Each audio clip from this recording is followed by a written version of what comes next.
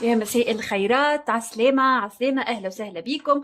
اليوم إن شاء الله كما شفنا في العنوان باش نشوفوا في الطاقة الحالية مشاعر حبيبك ليك من داخل عقله الباطن. المشاعر اللي حبيبك قاعد يخفي فيها، ماهوش قاعد يقول في الحقيقة طبعا، وقاعد إنه يبين لك مثلا إنه ما عندوش مشاعر وإلا إنه مشاعره خلصانة ناحيتك. إذا طاقة الشغف والحب التي لم تنتهي، سقط القناع وبانت الحقيقة اللي كان أو اللي حاول الشخص ده طول الوقت إنه هو يخبيها. طبعا باش تختاروا بالحجر وإلا طاقة الحروف. معنا مجموعتين كالعادة، ديما نجيب في الكتاب متاع الأحجار باش نفهم بيه. أوكي. معنا المجموعة الأولى حجر الرود نايت. أوكي، هذايا أو الحروف.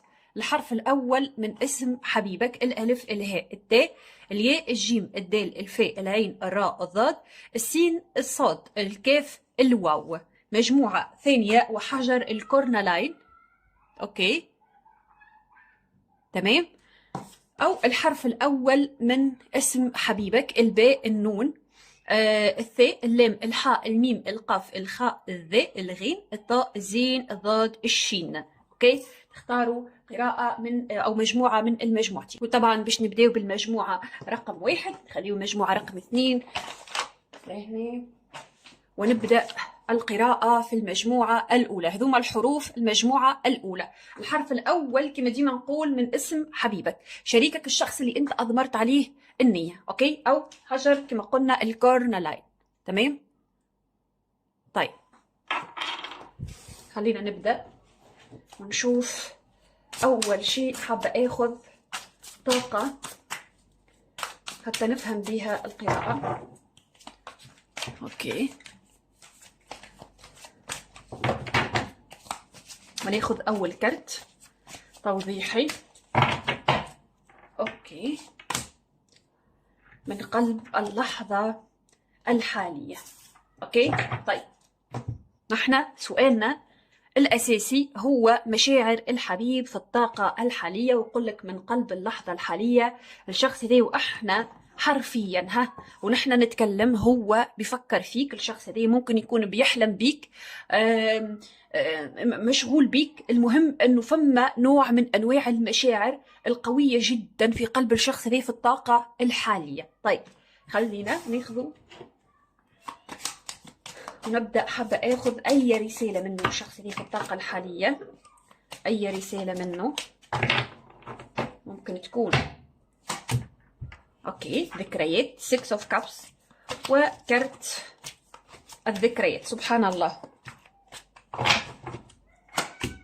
والكينج of cups. طيب أنا ممكن المجموعة الأولى قول لكم يلا مع السلامة، حبيبك بيحبك في كلمتين.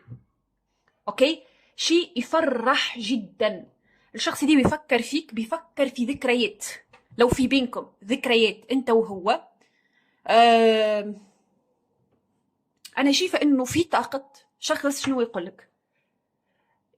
يقولك استمتع وارتاح، انا نحبك، انت شغلني. تمام. اوكي، نعاود مره اخرى. الشخص دي يقولك انه هو بيحبك، استمتع وارتاح، ما تفكرش، خليك واثق انه انا وانت المشاعر اللي بينا والحياة اللي بينا قوية جدا. طيب خلينا نشوفوا رسالة. انا شايفة بصراحة امامي رسالة صريحة واضحة.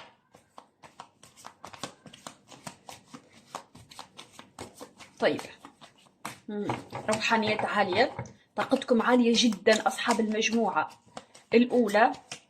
طاقة أو طاقة صراحة، كأنه الشخص اللي مش عارفة يا إما هل هو بالفعل صريح وإلا بيحاول إنه هو يغفلنا، بيحاول إنه هو يغمنا الشخص ذي ويبين لنا حاجات هي مش هي الحقيقة. طيب أوكي، في كروت مقلوبة. طيب أنا عندي the fool, two of pentacles. طيب ال two of pentacles, the fool، والحد الآن أنا شايفة كروت عادية جدا. أوكي، وكأنها من عقله الباطن. الشخص دي على فكرة عقله الباطن جد شفاف، شفاف للغاية. يعني إيش أنا قلت إنه هو شفاف للغاية؟ لأنه أنا شايفة لهنا إنه الشخص ده يتكلم بقلبه بصراحة ويقول مشاعر. اوكي طيب. أم... قلنا انه رسالة من عقله الباطن ليك باش تكون رغم وجود two of pentacles وهي مقلوبة بيني وبينك، اوكي، هذه من عقله الباطن، الا انه التوازن اللي موجود في علاقتنا من ناحية المشاعر موجود. ممكن شخصياتنا تختلف وفي بيننا حاجات كثيرة مختلفة، لكن الحقيقة انه ثم حاجات اخرى اكثر عمقا. اوكي، انا شايفة انه ذا فول هو صحيح جاي مقلوب، ولكن هو كرت رائع بصراحة. اوكي، يمثل طاقة دايما البدايات الجديدة، طاقة دايما الطاقات الإيجابية. اوكي، هو نحن دايما نقولوا ذا فول هو الشخص اللي هو عبيط المجنون اللي هو ما يحسبهاش، لا، في الأساس هي طاقة الشخص اللي هي الناس اللي دايما عندهم جديد. طيب، فما حاجة حاسس بيها الشخص اللي مش عارف يعبر عنها. اوكي تمام. اوكي، ممكن على فكرة تتعامل انت مع برج السرطان او برج الحمل او برج مائي، نزل معك العقرب ايضا، طاقات نارية ومائية كثيرة. طيب طيب، خلاصة القول بيفكر في التمبرنس، بيفكر في الصلح دائما. اوكي، وانه عمره الشخص دي على فكرة مهما حصل بينكم عمره ما فكر في حاجه غير الصلح، او فكر انه بينه حتى بين نفسه، حتى لو كان قالها لك، حتى لو قال لك انه نحن ما ينفعش نكمل مع بعض يلا ننفصل، لا مش صحيح الكلام. هذه كلام مخ وكلام غضب، ساعه لحظه غضب، انما الصراحه او في الاصل هو لا. طيب، انا شايفه شخص بيحاول يعدل معك، يحاول يوفق بين طاقتك وطاقته، ولكن ممكن اللي شاغل باله في الوقت الحاضر انك انت ممكن تكون عندك إحساس بشيء من عدم التوازن أو عدم العدل في العلاقة. هذا مش فقط شاغل باله، على فكرة هو في حقيقة الأمر شايل شايل همه. يعني أنا مثلا شاعرة لهنا إنه في طاقته، أوكي، في أول القراءة هذا الشخص يشعر وكأنه شايل هم أو مسؤولية كبيرة. ممكن تكون مسؤولية الحب اللي ما بينكم في العلاقة، ممكن يكون شايل مسؤوليته، مثلا مسؤوليتك أنت، مسؤولية عائلة. أوكي، الثقل اللي هو في طاقة الناين اوف وانز. أوكي، ممكن الحظ أيضا بيعكسكم في بعض الأحيان في الطاقة هذه. طيب، أنا شايفة أمامي طاقة أنثوية. أوكي، طاقة لطف، طاقة رطابة، ملمس لين. أوكي، لو حد على فكرة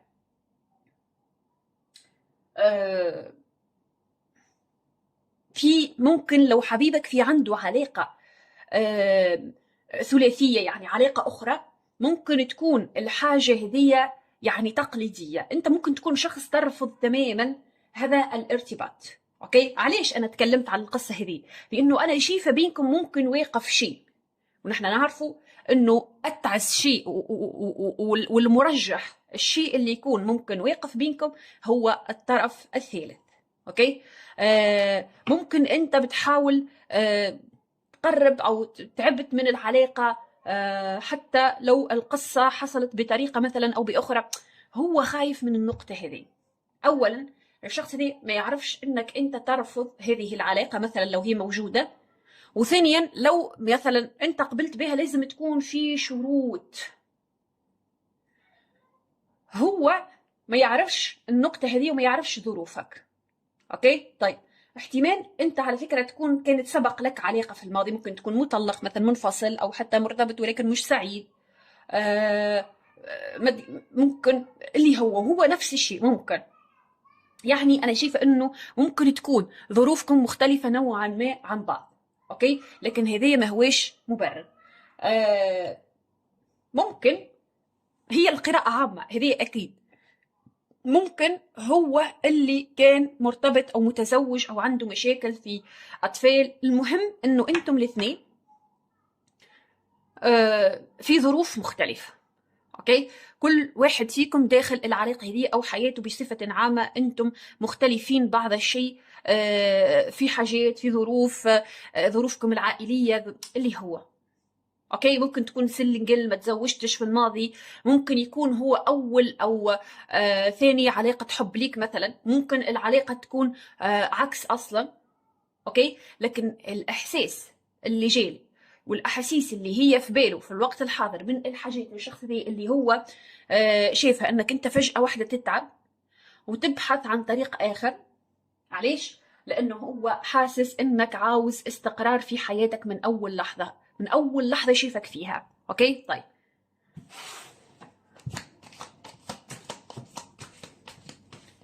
خلينا نشوف اكثر ونغوص في القراءة. لحد الان ما زلنا نطفو على السطر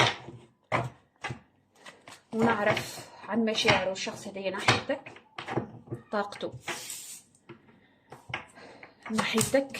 وكرت الشمس، الله الله. وأنا شايفة لهنا عندي توائم وعندي أشخاص توأم شعلة. طيب الشخص ذي محمل، إيش معناها؟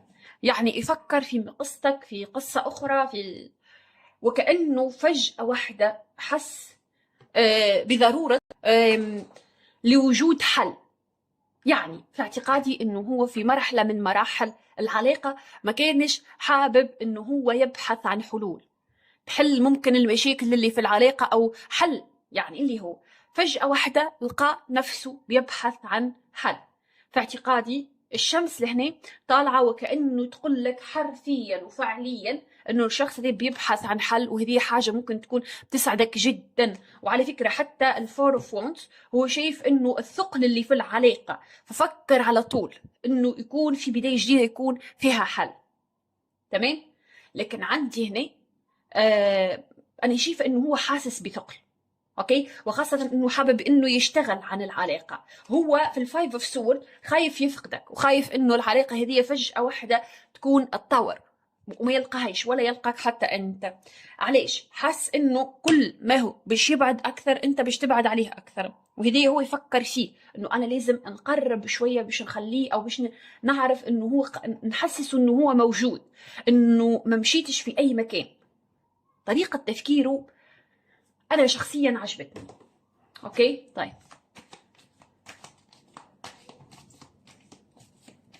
شنو اللي قاعد يصير بالضبط من داخل مشاعره، من داخل عقله الباطن والشخص ذي احاسيسه. اوكي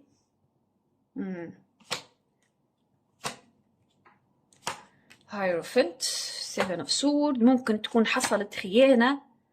انا شايفة شخص بيفكر وهو خايف بصراحة، شخص يفكر وعنده خوف. سيفن اوف سورد وسيفن اوف وونز. انتم اكيد شايفين كيفاش الشخص هذا عنده مخاوف، بيحاول انه هو يخبي، حاسس بثقل، حاسس ممكن احتمال انه لو ما وجدش حل، ما تصرفش، ما للمشاكل اللي داخل العلاقة بصفة عامة بينك وبينه، انه هو بالشكل هذية ممكن يفقدك. في اعتقادي الطريقة اللي هو فكر بيها هذية هو شايف انك انت ممكن تكون فرصة ما تترفضش، او ممكن تكون شخص ممكن يعني من الناس يحبوا يشوفوا لك، يحبوا يحطوك هدف، انك انت ممكن شخص جذاب، شخص مطلوب، شخص مثلا كحبيب كزوج. فهمتوا؟ انا شايفه لهنا انه هو يفكر في النقاط هذه بالذات، انه علاقتنا تطورت بما فيها الكفايه. اوكي، حب وحبينا، وكانك انت تقولها له هكا بصريح العباره. استقرار ما لقيناش. اوكي، هذه بالضبط. وانا دائما نقول لكم انه هذه مربط الفرس، هذه الكلام المهم اللي لازم، اللي انت مستنيه منه اصلا. اوكي، وهذه اللي مخوفه، كانه يقول لك طيب ما وانا لو يعني ما تحركتش ما عملتش. فهمتوا؟ شكل من اشكال الاستقرار في العلاقه. اوكي، اكيد باش يفلت من ايدي. هذه اللي مشيله الحمل بالشكل هذه وبالطريقه هذه. طيب، وكانه ما بين ناري مثلا. اوكي، نار تقول له هدي الامور وهدي اللعب داخل العلاقه معاه تو تكسبوا. اوكي. نار اخرى تقول له لا، خليك راجل او امراه واعمل خطوه صريحه، لانه الشخص هذا ممكن ما يستناكش اكثر من هكا مثلا. ثم حاجات كثيره في اعتقادي ان هي رايحه جايه في باله في تفكيره، وكانه قاعد يتكلم بها مع نفسه. اوكي. هو طبعا حر وفاهم القصه. تمام. واللي بيشيل قرب شنو نقولوها، هي قربه مخرومه تخر على مخه. طيب. طيب، قرر يكون صريح معك. وان نايت اوف وونز قرر يكون صريح معك. انا شفته مراقبك، عينه عليك. شوفوا، فما صراحه مع النفس، كانه بين نارين. نار تقول له اهدى، اوكي، ركز، وظب العلاقه. نار اخرى تقول له اضبط الحياه وادخل على خطوه جديده فيها استقرار، وتكون خطوه صريحه، لانه هذا اللي حبيبك او حبيبتك مثلا محتاجه. هو لهنا بينه وما بين نفسه في صراع في الوقت الحاضر. شنو ناقصه الصراحه ما بينه وما بينك، او ما بينه وما بين نفسه بصفه عامه. هذه اللي ناقص بالضبط. طيب، حابه اخذ جايدن، خلي الجايدن يوجهنا شوي. طيب، وهذا هو السبب. طيب، كيفاش نقول هيك؟ طيب، ما نحبش نقول كلام فيه احباطات، ولكن باش نكون صريحه. طيب، انتم ارادتكم قويه، ولو قررتم قرار ضد الشخص هذا، يعني قرار حقيقي، واكيد في منكم اللي عمل هك باش نفذوا. اللي نحب نقوله لهنا وبصريح العباره، انه الشخص هذا صراحته اللي مع نفسه هديه مش جايه ابدا من انه انت صعبان عليه. اوكي، جايه من خوفه على نفسه، خوفه من انه يكون وحيد من غيرك. اوكي. جايه من احتياجه هو الشخصي، وكانه الشخص ده بيحتاجك جدا في حياته. يعني شو معناها احتياج مش حب؟ الاحتياج حب طبعا. اوكي، الاحتياج حب. اوكي، ولكن نرجعوا ونقول ولكن انا ممكن نكون محتاجه شيء. اوكي، الشيء هذا انا محتاجه مثلا، مش عارفه كيفاش نتكلم عليه. اوكي، باش نقول لكم مثل عليه هو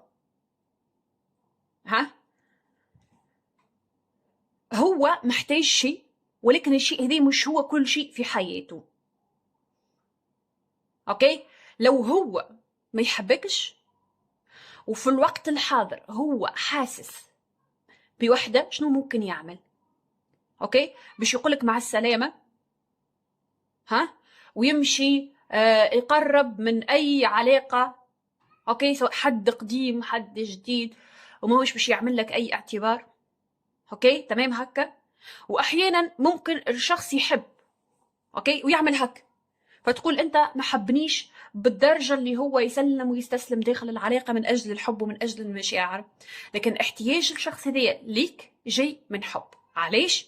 لانه انا شايفه انه لما يكون الشخص يشعر بهزيمه، وبعد الهزيمه يشعر بنوع من انواع طاقه الهرمت، فهو خايف يدخل في وحده بسبب الحبيب او الشخص اللي هو بيملى عليه حياته حتى لو هو مش معاه. اوكي، انا الكروت امامي تقول انه هو بيملى عليك، انت بتملى عليه حياته مش العكس، حتى لو انت مش موجود معاه في الوقت الحاضر. اوكي، احيانا هذا شيء لاشخاص مش منطقي ليهم، انه حد يقول لك لا انا نحب شخص مش قريب مني. علاش؟ اوكي، او لا مثلا انه نحن نحب بعض حتى لو متخاصمين نمشي نشوف. فهمتوا؟ ومفهومها شنو للحب يكون انا نحبه جدا، انا ممكن نمشي نعرف غيره لكن حبي ليه هو. فما ناس هك، في اشخاص هك. لكن في الطاقه الحاليه هذا الشخص مش مسلم نفسه للاهواء. انا شايفه انه اكثر حاجه شغلته الشخص هذية في الطاقه الحاليه داخل العلاقه هي شنو؟ هو في اعتقادي يفكر بالطريقه هذه، كانه مثلا مش حابب انه هو يقرب منك بطريقة تفرحك وانتهى، وبعدين ترجعوا تتشاكلوا تتخانقوا تتخالفوا. هو في الوقت الحاضر حسيته يفكر في أساس العلاقة، يعني يا أميرة أساس العلاقة، وكأنه يقول لنفسه نقرب، بعدين تكون عندي مسؤوليات وحاجات، يخليه يحس إنه الوعد اللي أنا وعدته له مش وعد حقيقي، ونخليه ما يثقش فيا مرة أخرى. أو العكس، شو أنا ممكن نعمل بالضبط، ونقول له على المفروض نعمله، لانه يعني ما عادش ياخذ من عندي وعود وهكذا. هذه طريقه فيها منطقيه في التفكير منه هو، من جانبه هو. اوكي، وظهرت طريقته المنطقيه هذه في التفكير من الطريقه اللي هو حس بالمسؤوليه اتجاهك واتجاه العلاقه بالذات. فهمتوا؟ يعني ما بينكم ما بين بعض. اوكي، وظهرت جدا على فكرة هو شخص يعني عنيد جدا. طيب، مشاعره، طاقته الحالية ناحيتك الشخص هذا. اوكي، يعني المشاعر اللي هو حاسس بيها. اوكي، ten of cups، كروتكم ولا اروع، خذوا مني كروتكم ولا اروع اصحاب المجموعة الاولى. اوكي يا الله، شوفوا، رغم انه هو نزل معايا تري اوف سورد القلب المكسور، الا انه نزل ايضا ten of pentacles ونزل ten of cups.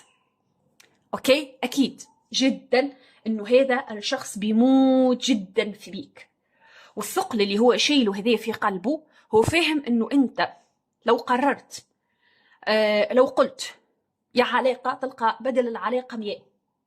تمام؟ ناس كثيرة ممكن تكون بتحب انه هي تتكلم معك. اوكي، طيب شنو رأيك انه الشخص ذي شايفك وينر، او الشخص الناجح بالفعل، وماكش باش تخسر اي شيء لو تركته وشفت حياتك مثلا. علاش؟ الشخص ذي يفكر في الوقت الحاضر انه هو اللي باش يكون خسران لو شافك وانت بتعيش حياتك حرفيا. اوكي، هذه طبيعي جدا تلقاه في اي علاقه عاطفيه. اللي انا شايفته امامي حد كانه قاعد يقول نحن قدرنا مع بعض، نحن عندنا نصيب مع بعض، اكيد ما هوش باش يشوف حد غيري، ما هوش باش ينظر لحد غيري. الكلام هذه ممكن تكون انت قلته لنفسك، هو حاسس انك انت في الوقت الحاضر تحب تكون سعيد، ما تفكرش بطريقته اللي هي فيها شنو فيها، انه هو شخص منطقي ممكن يقعد ينظر للحاجات، وهي بدل ما ياخذ الخطوه يقعد منتظر يقول لك نصيبنا مع بعض، انه نحن نكون سوا. اوكي، عارفين نوعيه يقول لك كلام الليل مدهون بالزبده، يعني بالزبده بالليل في الصبح تسيح من الشمس. اوكي، انت نفسك تقول له الكلام هذا، لو حاسس انه نصيبنا مع بعض فانت المفروض انك تتحرك حالا. اوكي، انك تعطيني السعاده اللي انا ما لقيتهاش معك، وبليش نقول لك انه انا ممكن نلقاها مع حد اخر، خليني نلقاها من غير ضغط، نلقاها معك خير من نلقاها مع حد اخر من غير ضغط ومن غير مشاكل. هذه اللي انت تقريبا كانك قاعد تقوله له. حسيت انه على قد ما طريقه تفكيرك منطقيه وحلوه وصريحه، الا انه الصراحه هذه صراحه هي صراحه مع النفس مش معك انت. هو خايف يعني يعطيك وعد سوري ما يكونش حقيقي او ما يتحققش بسرعه. قوم انت شنو عامل لو الوعد هذا ما تحققش مثلا، او حسيت انه ينتقص من صراحته ومن صدقه معك، باش يعني تزرقن معاه، تقف تماما. على فكرة هذا اللي يخليه يفكر بدل المرة 1000 قبل ما يعمل أي خطوة من مشاعره، أحاسيسه ليك طبعا. طيب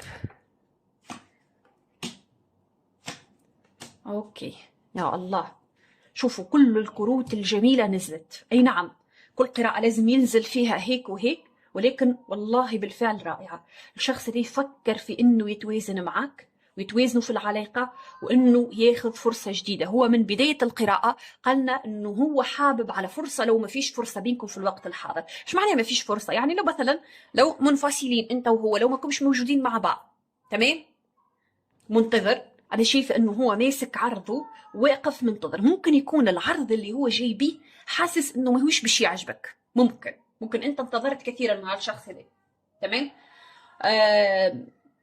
الشخص ده عملي جدا في حياته جدا، اوكي، ومنطقي للغايه في حياته، في عمله، في اجتماعياته بصفه عامه. معاك انت مش عملي نهائيا، اوكي، او في الحياه العاطفيه هي اكثر حاجه واقفه في حياته، اوكي. وهو انت الحاجه دي ممكن تكون بتلومه عليها، كانك تقول له انا تعبت من كلمة الحب اللي هي مجرد كلمة، هي مش ضمان باش تضمني بيه كل لحظة وانت تقول لي نحبك، مش عارفة، فهمتوا؟ الصبر والانتظار الغريب اللي انت مخليني ومخلي نفسك عايش فيه متعب ومقلق جدا، مخليني ما نثقش فيك، اوكي. اعتقد هدية منك انت، هدية كلامك انت ليه. صراحة شوفوا التناقض ظاهر جدا انه شخص عملي ومتحرك ومش عارفة، لكن لما الموضوع يجي ناحية العلاقة العاطفية او قلبه او حبه او مشاعره ليك، ايا كانت الحاجة هذه يرمي المسؤولية وكأنه ولا شيء، اوكي. يقول لنفسه يلا نصيب، ولينا نصيب في بعض، اوكي. انا حاسه انه اللي موقفه الوقفه هذه انه مهما كان عنده من مسؤوليات ومشغوليات، انه هذا الشخص خايف من تحمل المسؤوليه. علاش؟ لانه مسؤولياته اللي هو متحملها او تاجيله الاشياء كثيره بينك وبينه، هذا في حد ذاته هو اولا خايف جدا. علاش؟ لانه عارف انه الحاجه هذه ما هيش مش من مصلحته، اوكي. وهذه اللي مخوفه. هو يعني ما يخافش من تحمل المسؤوليه باش ياخذ الخطوه الصريحه. بالنسبه لك انت انا شايفتك نوعا ما في طاقه قوه، وهذه هو اللي شايفه، وهذه هو اللي خايف منه. يعني انت مثلا لهنا في الطاقه هذه ظهر له او ظاهر من عقله الباطن كارت الكوين اوف وونت، اوكي. وظاهر ايضا في كارت القوه اللي هو كارت تو اوف كابس. هو عارف انك انت شخص، خلينا نقولوها، ماكش باش تبكي على اللبن المسكوب من الاخر، وعادي، اوكي، حكمه، ممكن تتجاوز، ممكن تمشي.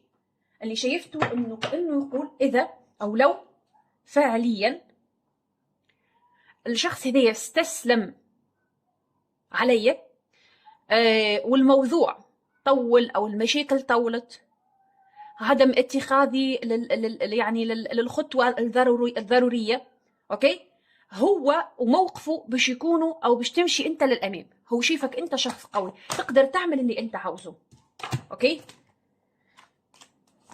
تقدر تعمل اي شيء.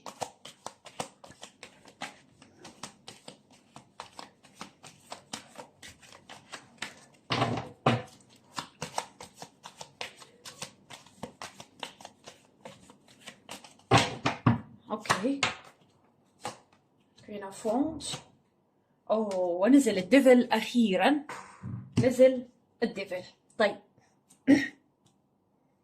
السيطرة، التعلق، والهيروفنت هي طاقة نوعا ما استشفاء. أنا شايفة أنك أنت ممكن نوعا ما ابتديت أنك تستشفي من طاقة معينة، وهو الحقيقة بيحبك الشخص ده، خلينا نكون واضحين وصريحين، ومتوحشك جدا. وهو النقطة ممكن أنه هو عنده مخاوف. الشخص هذا بيحبك، والشخص هذا عنده مشاعر قوية جدا ناحيتك، لكن المخاوف تتغلب عليه من تقلب أو انتقالك لطاقة ثانية، طاقة أخرى، انتقالك أو تغيير طاقة، أنك أنت تغير طاقتك لطاقة علاقة أخرى، أو تمشي في طريقك وتلقى بدل الطريقة 1000. هذي اللي هو شايفه، أوكي، وهذي هو اللي حاسس بيه وشايفه، أوكي، واللي احنا متفقين عليه من أول القراءة، أوكي. أنا قلت لكم من بداية القراءة، تمام. طيب خليني آخذ كرت أوركل برسالة توجيهية، فيها توجيه، فيها نصيحة، أوكي.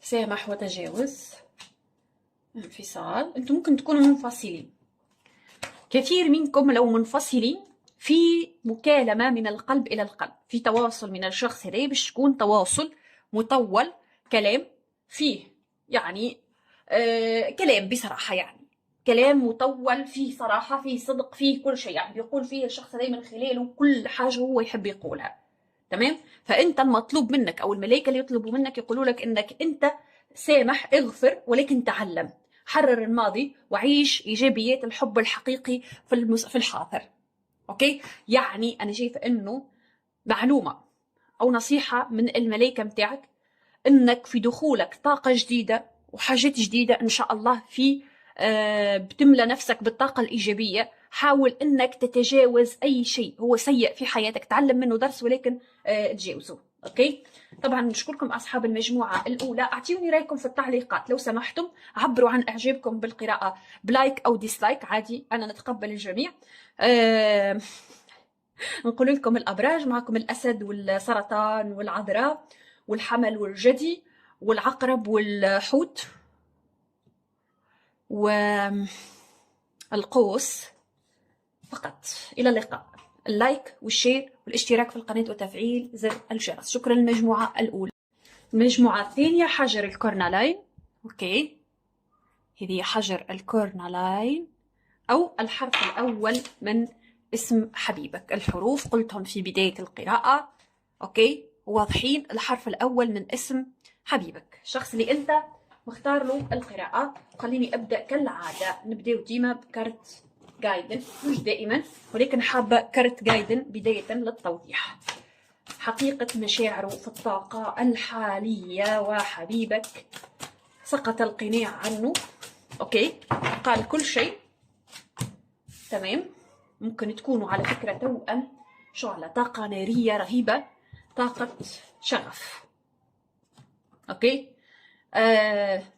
ممكن للبعض منكم أنتم مختلفين في الجنسيات، ممكن الشخص ذي عاوز يحقق شيء معين بشكل أو بآخر. خذوا بالكم، وكأنه عندي هنا نوعا ما ممكن تكون نصيحة، أوكي. خليني ناخذ الكرت، أو ناخذه بالأول رسالة ليك منه الشخص هذا، أوكي. في عيون كثيرة عينها عليك، وأنت تحب تحقق شيء معين في حياتك، أوكي.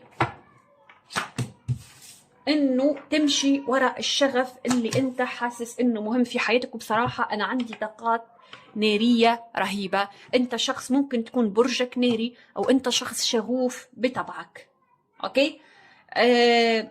أنا شايفة بلوكيت أيضا للبعض منكم، وشايفة أشخاص مرتبطين بعلاقة زواج أو علاقة قوية متينة لو هي مش زواج.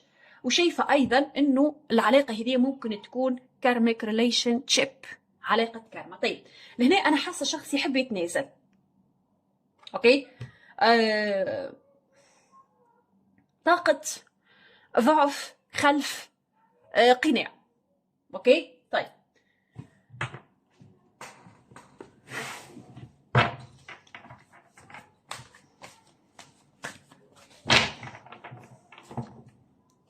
طيب ماشيش، خذوا بالكم، فما حاجة انتو متبعينها، هي طاقة شغف، اوكي. والشخص هذي عنده عليك شغف، علاش؟ لانك انت بطبعك شخص شغوف، تمام، في تحقيق لشيء بخصوص القلب، وهذه حاجة احتمال تكون مدعوم بشخص آخر. يعني الشغف اللي انت تشعر به واللي انت خليت الشريك متاعك يشعر به ناحيتك، هو باش توصل له او فما حاجه باش توصل لها من خلال الشغف هذيا لشيء معين انت بتحققه. انا عارفه وحاسه انك انت فهمني. خذوا بالكم، الحركه اللي انت بتتحركها والاكشن والخطوات اللي انت بتخطوها لازم تكون مدروسه ومتاكد جدا انك انت باش توصل. علاش؟ لانه اللحظه اللي باش تكون فيها انت متاكد انك انت باش توصل. اللحظة اللي تتأكد انك باش توصل فيها توصل. لازم تعرف الحاجة هذه. اوكي؟ الخطوة اللي باش تسعى فيها، اوكي؟ كما قلت باش توصل للشيء اللي انت عاوزه. هذه تكون كأنه فما حاجة كأنها تقولك احتمال يكون في طاقة عيون بتراقبكم، طاقة حسد، طاقة أشخاص طاقتها ما تحبكش أنت توصل للشخص دي أو توصل في حياتك بصفة عامة.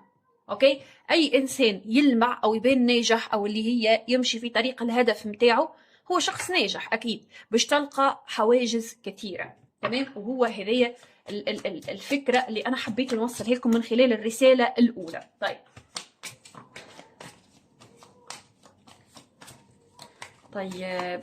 شيء انت بتوصل له رغم عن حقد او غيرة. اوكي؟ طيب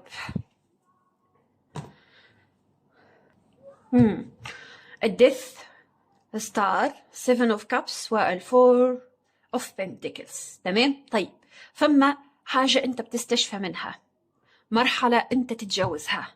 كارت الديث كارت الموت او انتهاء شيء انت بتتجاوزه وبنجاح، اللي هي كارت الستار او كارت برج الدلو. تمام؟ طيب انت الشخص دي على فكرة ممكن يكون عنده خيارات كثيرة في حياته، ولكن انت واخذ قلبه. اوكي؟ وحاطه في جيبك ولا على بالك. الشخص دي عايش من غير قلبه. يعني شوفوا اللي انا شايفته لهنا انه هو رغم الخيارات اللي موجودة في حياته ورغم الاشخاص اللي محيطين به الشخص ذا واللي حابين معاه على علاقة وحابين انه يكونوا معاه، الا انه لا، الشخص هذي حرفيا طاقته طاقة الشخص اللي يعني بحس انه مش قادر انه داخل قلبه خياله وعقله وكل شيء انت ممكن تتخيله. ما لقيتش معنى اني نوصف به الطاقة اللي انا شايفتها والطاقة اللي هي قدامي. اوكي؟ طيب اوكي تمام. وشايفة تعلق، انت على الاغلب فكيت تعلق وحطيته هو مكانك.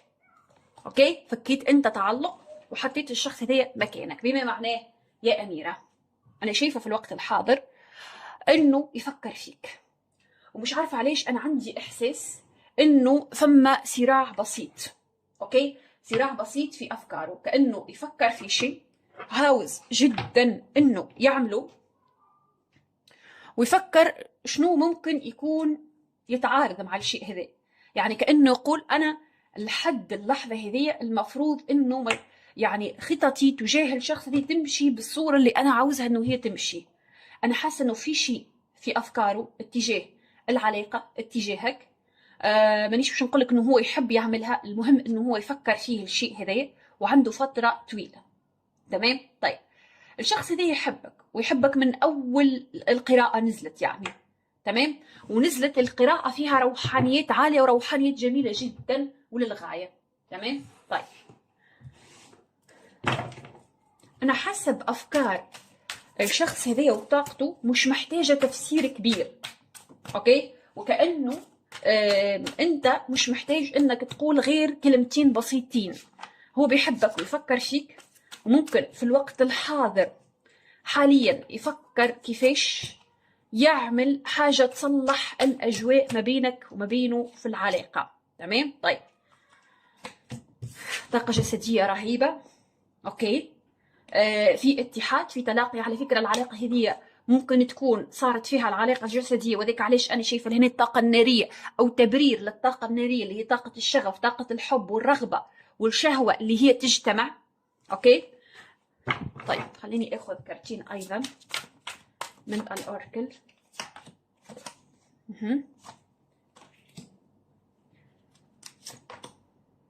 تمام. طيب وخلينا نعرف أكثر عن مشاعره، أحاسيسه ناحيتك. حبيبك هذا الشخص يحبك أكيد، لأنه الطريقة اللي نزل بيها الصراحة الكروت. تمام. الذكريات، التخيل. الشخص اللي بيتخيلك معه، بيتخيل انك انت يعني اب او ام اطفاله. شوفوا، بالرغم بالرغم من المشاكل اللي موجودة في العلاقة، صراحة أنا مش شايفة مشاكل حقيقية. أنا ممكن نكون شايفة إنه في مشكلة أو اثنين يعني تطفو على السطح. في مشاكل أخرى ممكن تكون يعني شايفة في ذكاء، في حكمة، في التصرف داخل العلاقة سواء منك أو منه.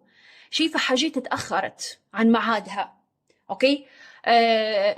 كيف مثلا إنه أنتم الاثنين بتفكروا الحاجة هذه اتأخرت، علاش؟ شدة وتزول، شدة ومش عارفة. أوكي. طيب شايفة إنه ما فماش حاجة أبدا ممكن تتأخر عن ميعادها، هو فقط الديفاين تايمينج اللي الله ممكن يحدده.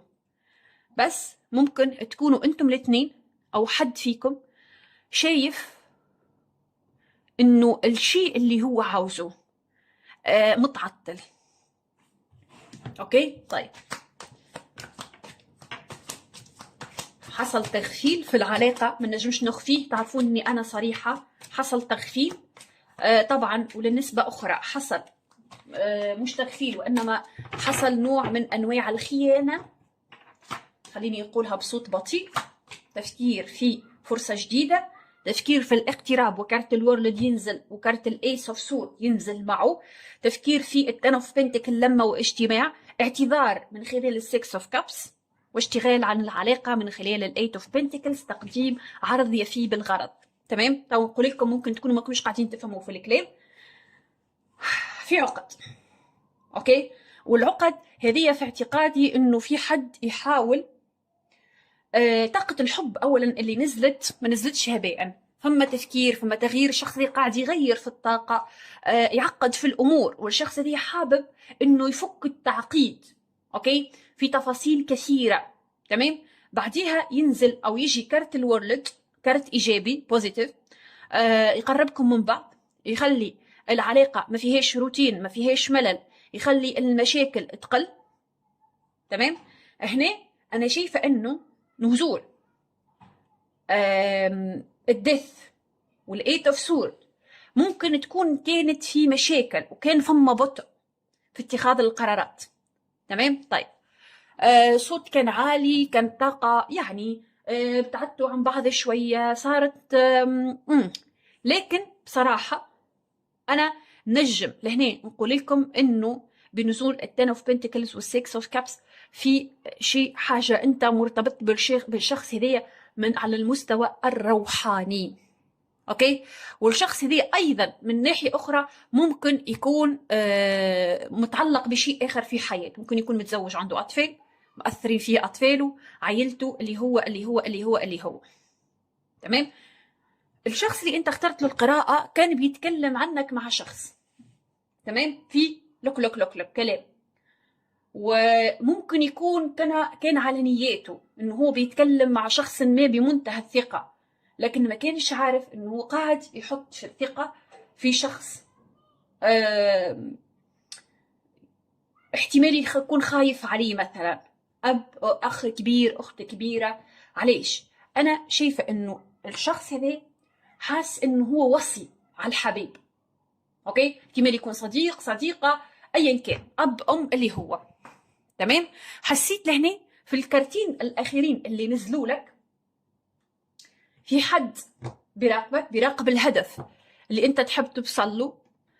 كانه هديه هدف من اهدافك، انك انت مثلا لو مش مرتبطين او مش متزوجين انك تخطف الشخص ده ترتبط بيه. عارفين الناس اللي يقول لك يحسوا انه مثلا الشخص هذا شيء كبير مثلا، اوكي، وما يحبوهش مثلا انه مثلا لو عيله ما يحبوهش يرتبط، لو اصدقاء مثلا فهمتوا انه يوسع في مشاعره ويحب حد اخر بطريقه تكون خاصه او طريقه تكون مخصوصه. تمام، انا حاسه الحاجه هذه قاعده تصير تحصل. تمام، وخذوا بالكم في حب كبير من الشخص هذا ناحيتك، والحب هذا قلق برشا ناس. خليني نقول لكم على بلاطه، مخلي في اشخاص مش حابه انه الشخص هذا يطلع طاقه حب ناحيتك، وانت ادرى. لازم تفهموا الحاجه اللي انا قاعده نقول فيها لكم. تمام، طيب للاسف انا حسيته ما بطلش كلام على الشيء اللي يعني ناس وضع فيهم ثقتهم الكبيره، والديفل مع برج الاسد، مع كرت القوه، كرت السترينث، وشايفه فيه توأم. شفتوا هذه انت وهذه الشريك، او العكس لو انت رجل هذه انت وهذه الشريكه متاعك. تمام، وبينكم شنو نزل؟ الديفل، الشيطان. في بينكم وسواس او شخص بيوصل بصراحه، يعني حتى نكون صريحه، في شخص بينكم بيحاول انه يعقد الامور ما بينكم، واقف بينكم خلينا نقوله. كما قلت الشخص هذا ممكن يكون اي شخص، الصراحه انا ما نتوقعش عائلته اللي هي ممكن تكون يا اما زوج او زوجه، يا اما في الصداقه او اللي هو. طيب بس انتوا توأم. علاش؟ لانه الكينج اوف وونز ما يتزوج وما يرتبط كان بالكوين اوف وونز. تمام، طيب العلاقه هذه فيها حب حقيقي. انا قلت ممكن تكونوا توأم، توأم شعلة او توأم روح.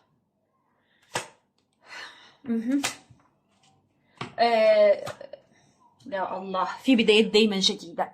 العلاقه هذه اطمنوا دايما فيها بدايات جديده، مهما حصل فيها من كسور دايما البدايات الجديده ترجع وتطفو على السطح.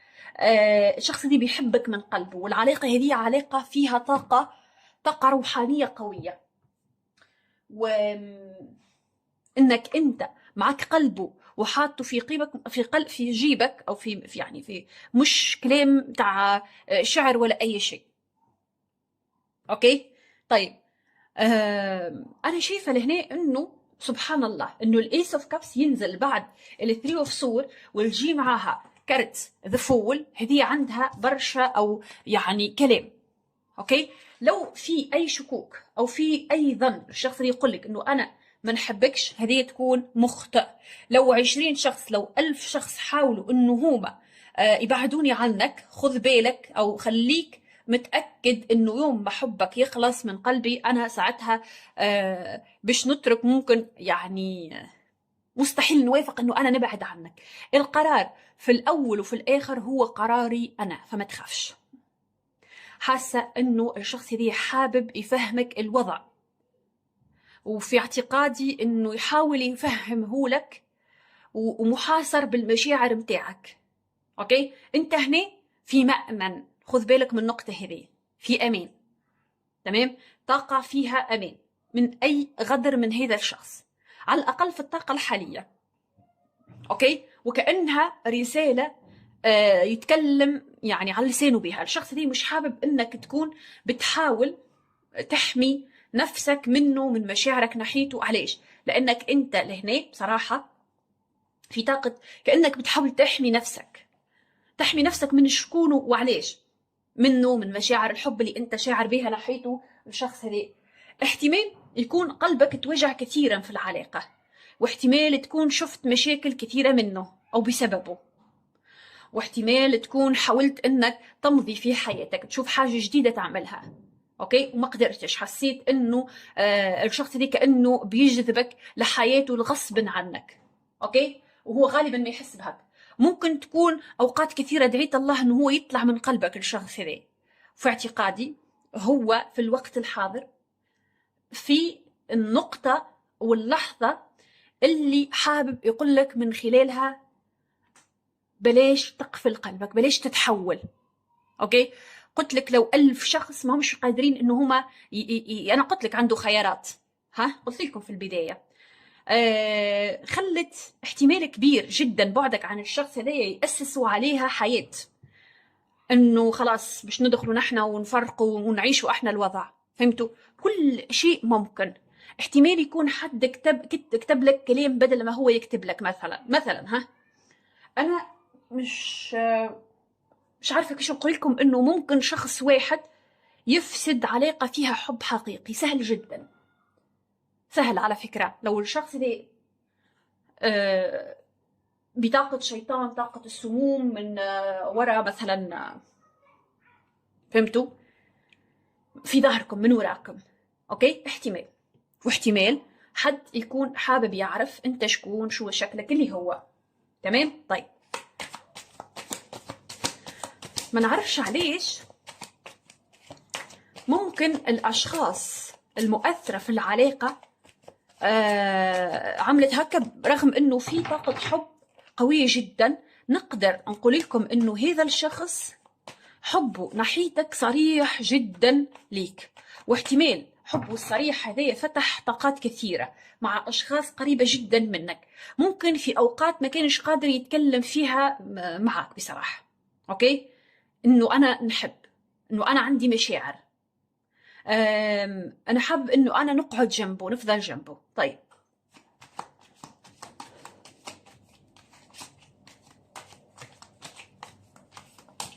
عن أحاسيسه، مشاعره ناحيتك الشخص هذا في الطاقة الحالية. اوكي، يا الله يا الله. Temperance, Chariot, الأيس اوف وانز والهرمت. الشخص هذا حابب انه تكون انت وهو في سلام. على فكرة وجودك او غيابك، سوري، فرق كثيرا جدا جدا جدا في حياة الشخص هذا، خلاه يشعر انه هو ضايع. ونحب نقول لكم الافكار اللي هو حابب انك انت تنحيها من مخك جملة، يعني تشيلها من افكارك، حسيته ممكن يكون تفاجئ من اسلوبك، اوكي، او كانه يقول لك يعني هو شنو اللي صار، شنو اللي حصل. تمام. ما تقويش عليا، ما تقويش عليا، لانه انا ممكن نضعف لك وانت تشوفني شخص ضعيف، ممكن ما نعجبكش، ممكن حاجات كثيره تحصل تصير، فبلاش، اوكي، بلاش تقوى عليا. خليني او خليك الشخص اللي هو دايما لين معايا، خليني اشوفك دايما بنفس الصوره. هو على فكره انا شايفه عنده مخاوف من طاقتك. تمام. ممكن شايف عندك طاقه الاستشفاء، فخاف انك انت تكون تغيرت.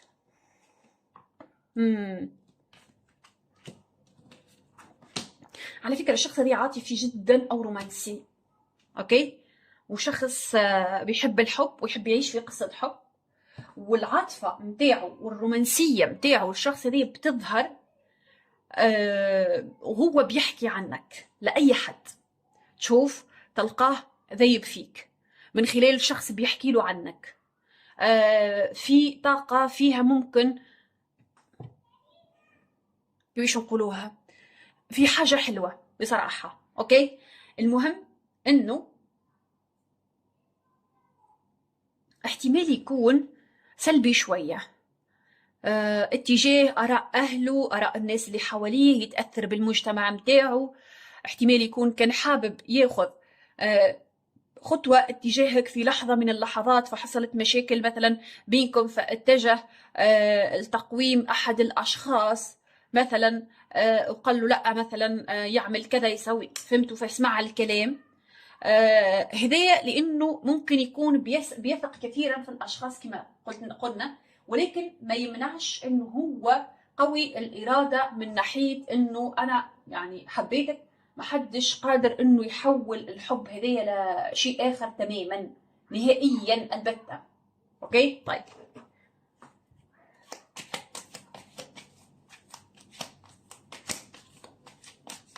خلينا نشوفه احاسيسه، مشاعره ليك.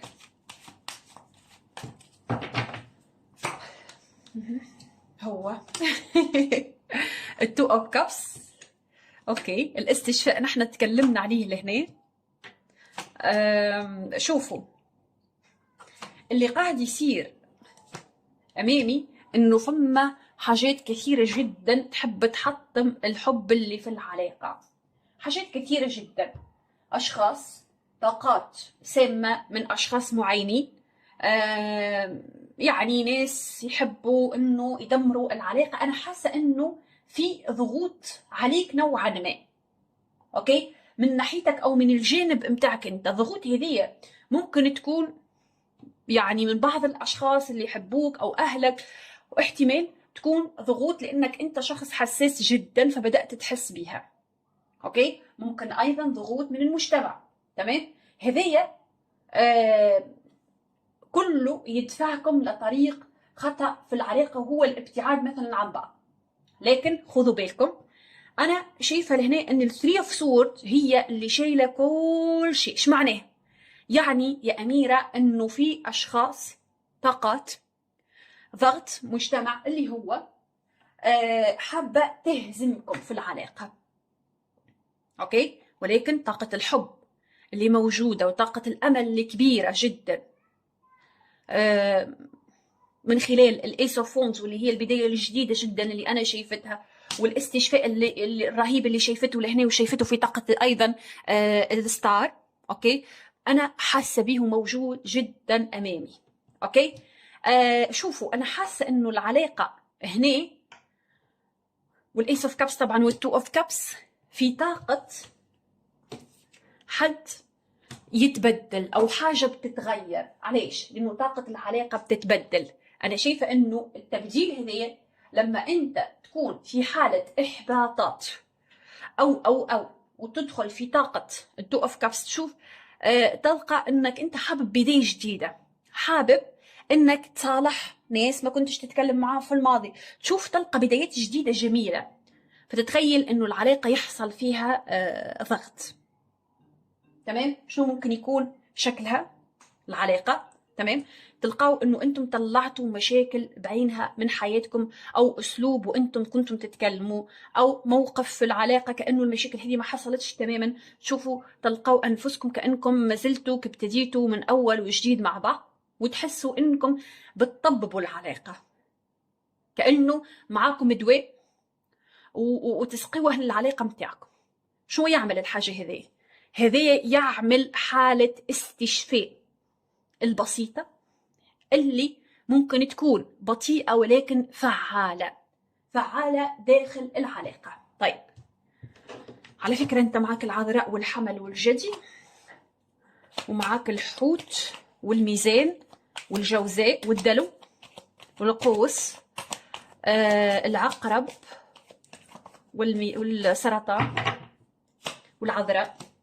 حبه ناحيتك صريح واضح. الشيء الوحيد اللي أنا حابة أوصل له في الوقت الحاضر هي الطريقة اللي الشخص ده يتحرك بها، الطريقة اللي هذا الشخص يتحرك بها ومن داخل عقله الباطن هو قاعد يتوازن. يعني أنت ما تخممش أو تفكر أنه هو جالس مش بيعمل أي شيء، لا، هذا الشخص جالس حرفيا بيحاول أنه هو يتوازن. علاش؟ لأنه عمل ثورة، ممكن يكون عمل استشفاء هو ذاته، ويا سبحان الله عنده مخاوف، أوكي، عنده مخاوف، تمام. تو عرفت، تو فهمت.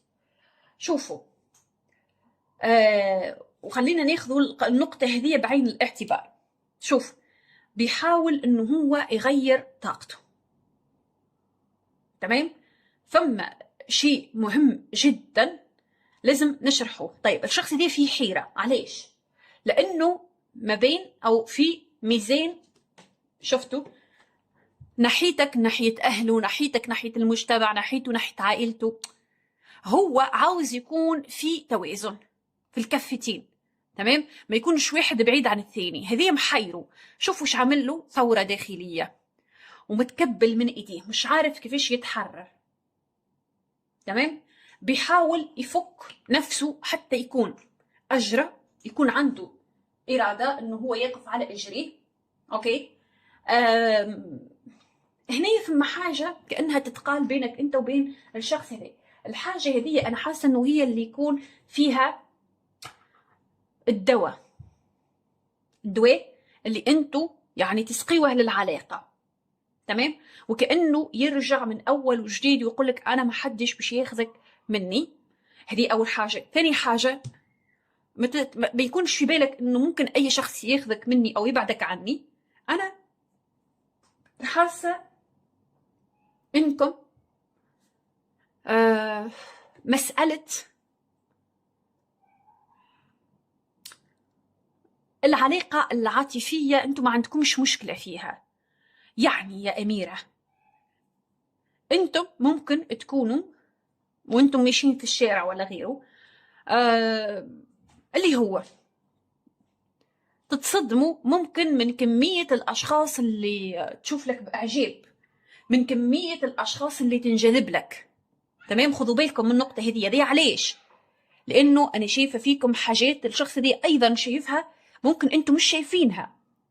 أوكي، وهي جمال، حلاوة، طاقة، جاذبية. يعني أنت لو حتى مش جميل جدا فيك شيء جذاب. يعني عارفين مثلا أنه العالم الجميل، الأفلام القديمة الأبيض والأسود، عرفتوا أنه الإنسان ما يكونش فهمتوا؟ أنه تلقى ممثلة مثلا حلوة برشا، جميلة جدا، ما كانت جذاب مثلا، كانت جذابة مش فقط حلوة. يعني مثلا تلقاوها ما فيهاش مواصفات الجمال الوقت الحاضر بس كانت جذابة.